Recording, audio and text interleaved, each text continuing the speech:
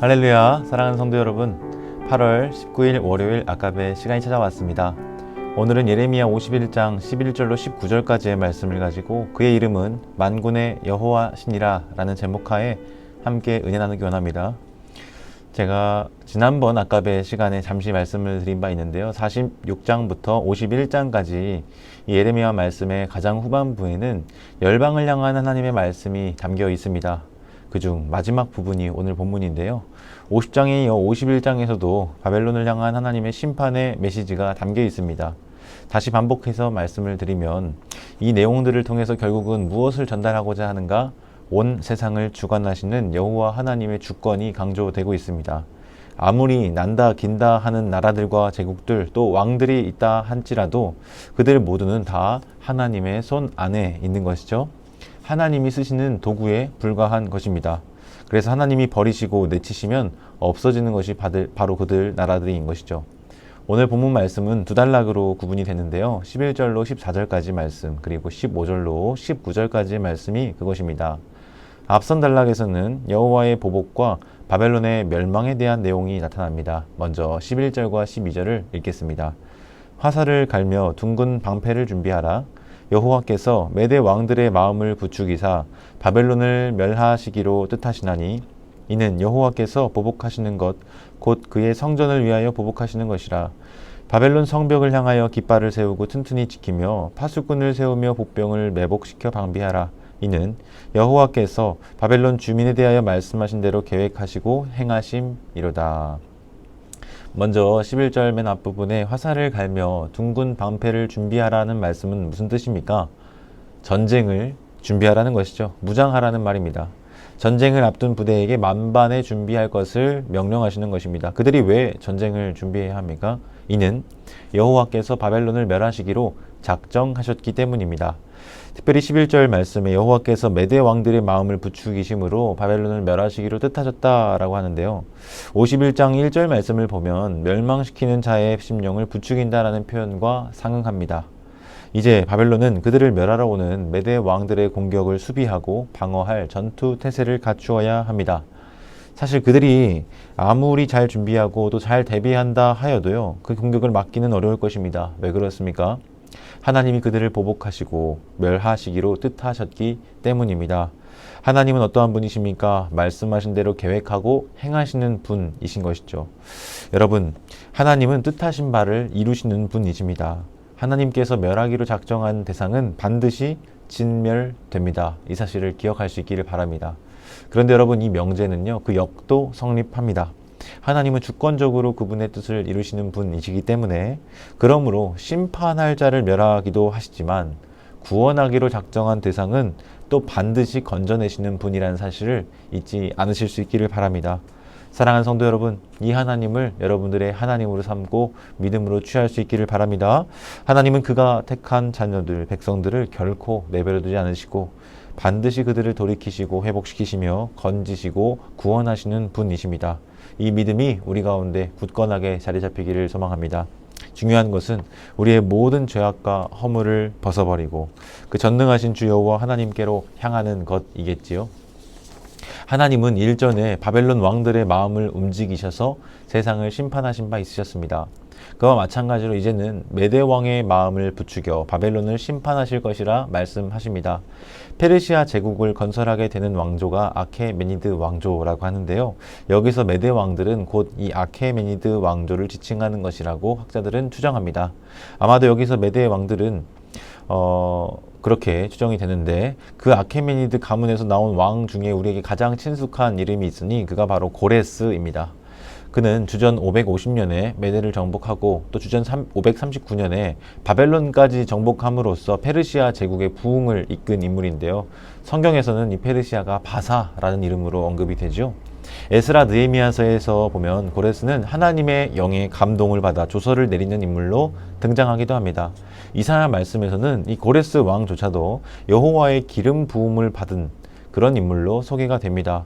그런가 하면 44장에서는 하나님께 속한 목자, 하나님이 내 목자라고 부르시는 인물로 나타나기도 합니다. 여러분, 이것은 무엇을 보여주는 것입니까? 하나님께서 가지신 주권과 능력, 위엄을 나타내는 것입니다.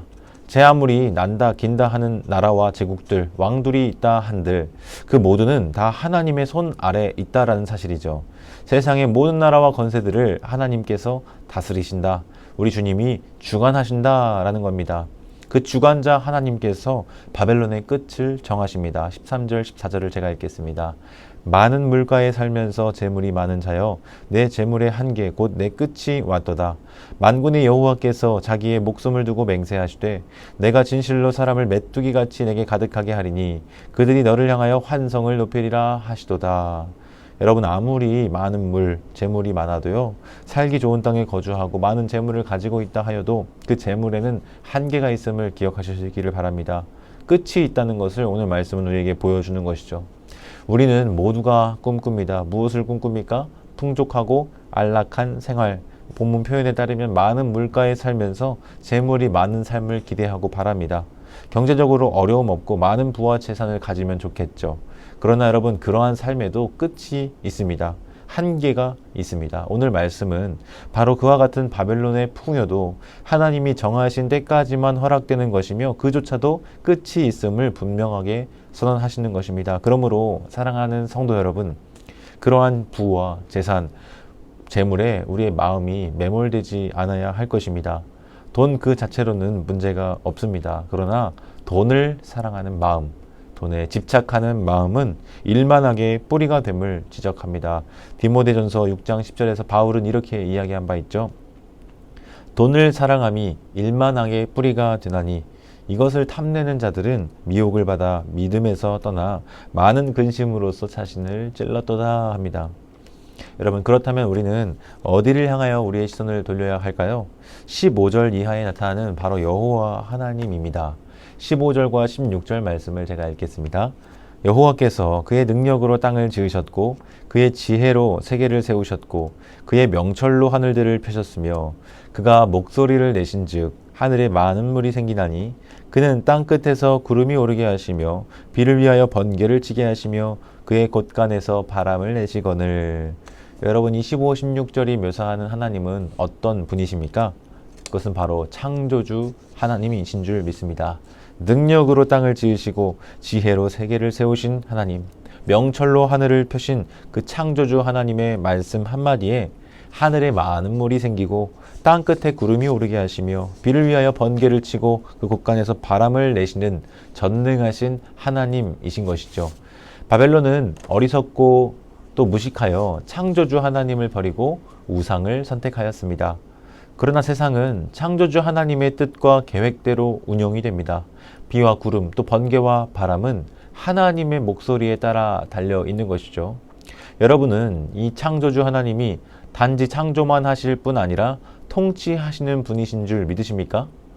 없는 것을 있는 것으로 부르실 뿐만 아니라 그 지으신 모든 세계를 통치하고 주관하시는 분이 바로 우리 하나님이신 줄을 믿으실 수 있기를 바랍니다. 그런데 많은 이들이 이 창조주와 다스리시는 주님이신 하나님을 망각하고 살아갑니다. 이것이 바로 사람의 어리석음과 무지함이겠죠. 이것을 예레미야는 폭로합니다. 17절. 사람마다 어리석고 무식하도다.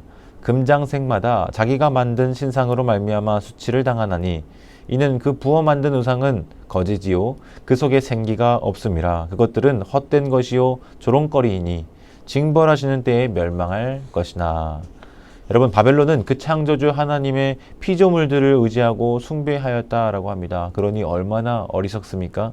자기가 손으로 만든 신상을 의지하고 그것에 절하며 숭배하는 것이 얼마나 우스운 광경이냐 하는 것입니다.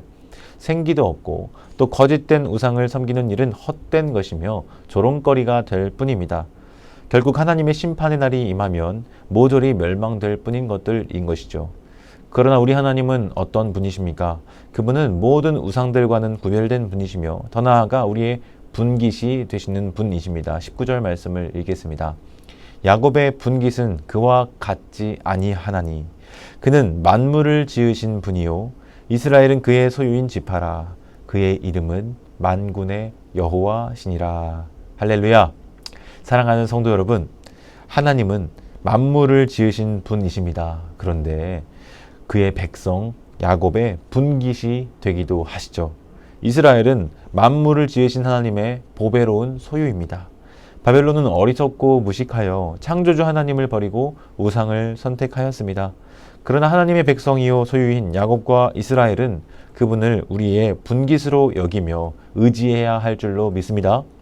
그분의 이름은 무엇입니까? 바로 만군의 여호와이십니다. 어떤 존재도 이 만군의 여호와 하나님을 거스를 수 없으며 그분의 뜻 앞에 순복할 수밖에 없음을 기억할 수 있기를 바랍니다. 말씀을 맺겠습니다.